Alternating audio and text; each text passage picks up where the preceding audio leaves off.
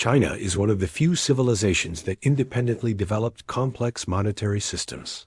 Thousands of years before modern finance, Chinese societies understood that economic stability depended on trust, standardization, and state authority.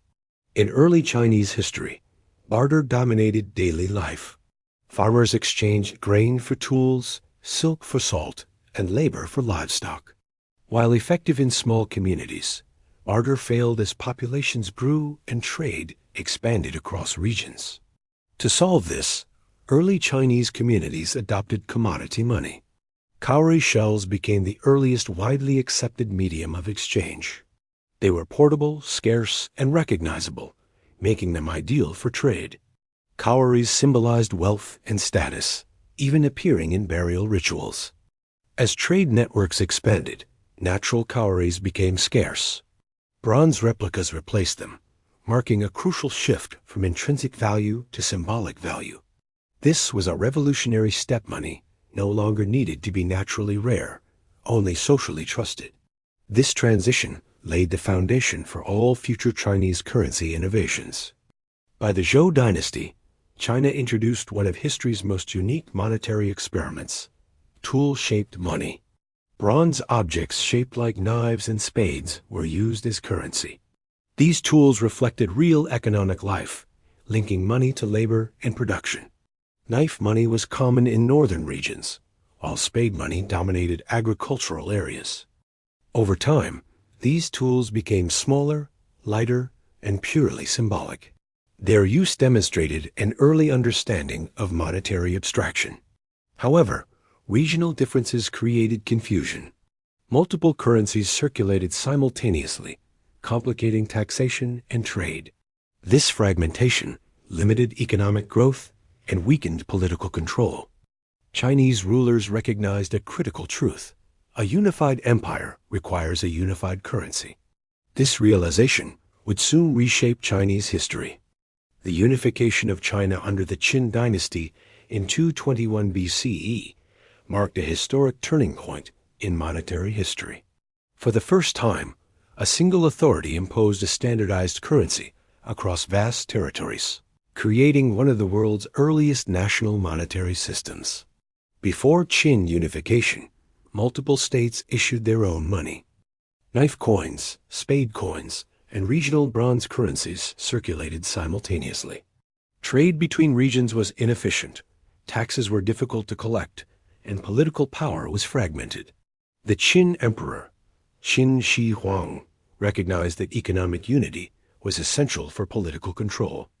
Alongside standardizing writing, weights, and measurements, he introduced a unified coinage system known as the Ban Liang coin.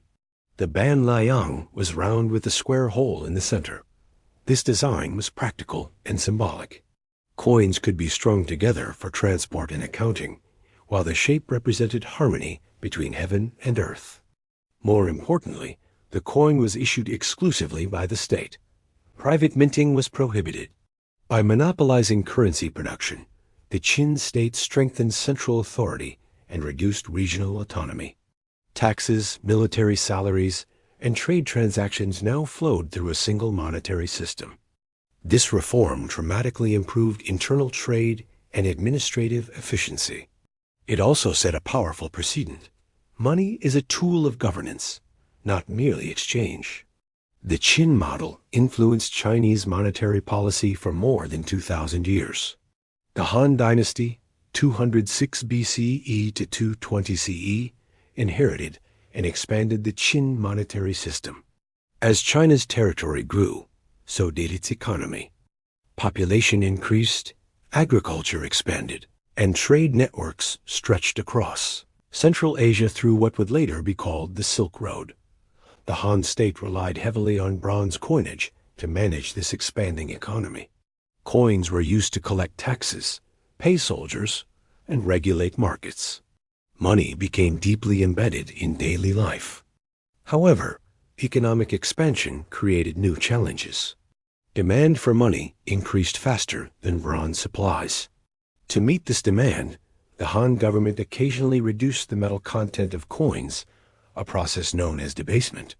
While debasement allowed short-term flexibility, it weakened public trust. Poor quality coins circulated alongside older, heavier coins, causing hoarding and market instability. At times, the state lost control entirely. Counterfeit coins flooded markets. Regional authorities minted unauthorized currency. Inflation and price volatility followed. These cycles revealed an enduring lesson. Monetary expansion without discipline leads to instability. Despite these challenges, the Han Dynasty laid the groundwork for China's long-term monetary sophistication. Money was no longer experimental. It was essential infrastructure. As China's economy expanded under the Han Dynasty, trade extended far beyond its borders. The Silk Road connected China to Central Asia, the Middle East, and Europe, transforming Chinese currency from a domestic tool into a participant in global exchange. Chinese silk, tea, porcelain, and iron goods were highly valued abroad. In return, China received horses, precious stones, glassware, and silver. This trade exposed Chinese monetary systems to foreign currencies and precious metals. While bronze coins dominated internal trade, silver bullion increasingly appeared in long-distance commerce. Foreign merchants preferred silver for its universal value. Over time, silver became a parallel monetary standard, especially in border regions. This dual system, bronze for domestic trade, silver for international trade, added complexity but also flexibility. However, it also created dependence on external silver supplies. The Silk Road demonstrated a key lesson. Global trade reshapes domestic money. Monetary systems cannot remain isolated in an interconnected world. China achieved one of history's most revolutionary monetary breakthroughs during the Tang and Song dynasties, the invention of paper money. Initially, merchants issued paper receipts representing deposited coins. These notes reduced the burden of transporting heavy bronze currency. The state later adopted and regulated the system, transforming private innovation into official policy. By the Song dynasty, paper money became state-issued legal tender. Governments printed notes backed by tax revenue and metal reserves. This innovation allowed economic expansion on an unprecedented scale. However, paper money introduced new risks. Without strict limits, governments printed excessive notes to finance wars and public spending. Over time, inflation eroded purchasing power. China experienced the world's first major paper money inflation, proving that monetary innovation must be matched with fiscal discipline. The success of paper money in China eventually led to its greatest weakness: overuse. What began as a brilliant innovation slowly turned into a source of economic instability when political pressures overtook monetary discipline. During the late Song dynasty, military conflicts and administrative expenses increased sharply. To cover these costs, the government printed more paper notes than the economy could absorb. As the supply of money expanded without corresponding growth in goods, prices rose. Public confidence declined. Merchants demanded more notes for the same products. Savings lost value. People began to hoard silver and copper, avoiding paper currency whenever possible. The problem intensified under the Yuan dynasty, when Mongol rulers relied heavily on paper money to finance governance across vast territories. Gold and silver backing weakened, but issuance continued. Hyperinflation followed. Paper money lost credibility. Trade slowed, taxes became difficult to collect, and economic disorder spread. China had discovered a critical truth centuries before the modern era. Fiat money depends entirely on trust. After repeated paper money failures, China turned increasingly to silver as the foundation of its monetary system. By the Ming dynasty, silver became the primary medium for taxation and large transactions. This shift tied China directly to global silver markets. Silver flowed into China from Japan and later from Spanish-controlled mines in the Americas. In exchange, China exported silk, porcelain, and tea. China became the world's largest silver sink. The stability of its economy now depended on international trade flows. When silver supplies declined, economic stress followed.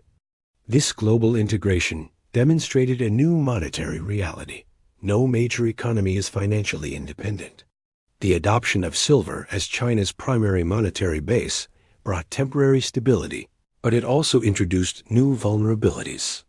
During the Ming Dynasty, the government reformed taxation through the single whip reform, requiring taxes to be paid in silver. This simplified administration, but increased dependence on silver availability. As long as global trade flowed smoothly, the system worked. However, disruptions quickly caused crisis. When silver inflows declined due to wars, trade restrictions, or mining slowdowns abroad, China experienced deflation. Prices fell, tax burdens increased in real terms, and peasants struggled to obtain silver. During the late Ming period, silver shortages triggered economic contraction. Farmers were forced to sell goods at low prices to obtain silver for taxes. Social unrest grew, contributing to rebellion and dynastic collapse. The Qing dynasty inherited this fragile system. While it maintained relative stability for a time, it remained exposed to external shocks. European trade imbalances, opium imports, and outflows of silver destabilized the economy in the 19th century. These crises revealed a crucial lesson. Even sound money becomes dangerous when supply is externally controlled. China's long monetary history offers some of the most valuable lessons for modern economies. First, money is a political tool. From Qing unification to modern states, currency control strengthens authority but demands responsibility. Second, innovation without discipline leads to collapse. Paper money enabled growth, but failed when overissued, mirroring modern inflation risks. Third, global integration increases both opportunity and vulnerability. China's silver dependence tied its fate to world trade, just as today's economies depend on global capital flows. Finally, trust is the foundation of money. Whether bronze, paper, silver, or digital currency, money works only when people believe in its value. China's early experiments predicted challenges now faced by modern fiat systems, central banking, and even digital currencies. History shows that technology changes, but monetary principles remain constant. Throughout Chinese history, currency control was never just an economic issue. It was a tool of political survival. Dynasties that maintained monetary discipline often enjoyed stability, while those that lost control faced unrest and rebellion. The Chinese state understood that money influenced social order. When currency was stable, markets functioned smoothly, taxes were predictable, and food prices remained manageable. When money collapsed, chaos followed. Inflation eroded savings, hurt peasants, and fueled resentment against ruling elites. Deflation, especially during silver shortages, made taxes unbearable and destroyed rural livelihoods. In both cases, monetary failure translated directly into political instability. This pattern appeared repeatedly. Late Han monetary disorder preceded fragmentation. Yuan paper money collapse weakened Mongol rule. Ming silver shortages accelerated dynastic fall. Chinese history proves a powerful lesson still relevant today. Monetary instability becomes social instability. China's vast bureaucracy depended on money to function. Officials were paid in currency, taxes were collected in standardized units, and public works relied on predictable funding. When currencies were consistent, governance was efficient. When multiple currencies circulated or trust declined, corruption increased. Officials demanded payment in silver instead of paper, peasants bribed tax collectors, and regional power grew at the expense of central authority. The Chinese state learned that currency simplicity matters. Unified systems reduced corruption, while complex or unstable systems empowered local elites. Modern governments face similar challenges when cash and digital systems overlap poorly. Inflation weakens public sector wages. Trust in state money declines. China's experience shows that currency design directly affects administrative integrity.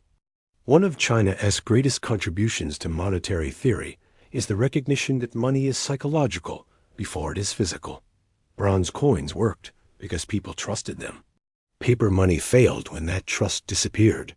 Silver stabilized markets because it was universally accepted, but failed when supply was disrupted. The material of money mattered less than belief in its value. This insight applies directly to modern fiat currencies, central banking, and even cryptocurrencies. When trust exists, money flows. When trust breaks, even gold struggles to maintain order. China discovered centuries ago what modern economists still debate. Money is a social agreement backed by authority and belief. China's monetary history mirrors modern debates about fiat currency expansion, central bank-controlled digital money, and CBDCs. Paper money inflation under the Song and Yuan dynasties closely resembles modern quantitative easing risks. Silver dependence mirrors today's reliance on global capital flows. Currency control as a political tool echoes modern monetary policy. China's lesson is not anti-innovation, it is pro-discipline. Technology can expand money, but discipline preserves value. China's early currency systems were not primitive experiments. They were advanced economic laboratories that tested ideas centuries before the modern world. From metal money to paper notes, from state monopolies to global trade dependence, China experienced nearly every monetary challenge modern economies now face. Its ultimate lesson is simple but profound. Money survives when power, discipline, and trust remain aligned.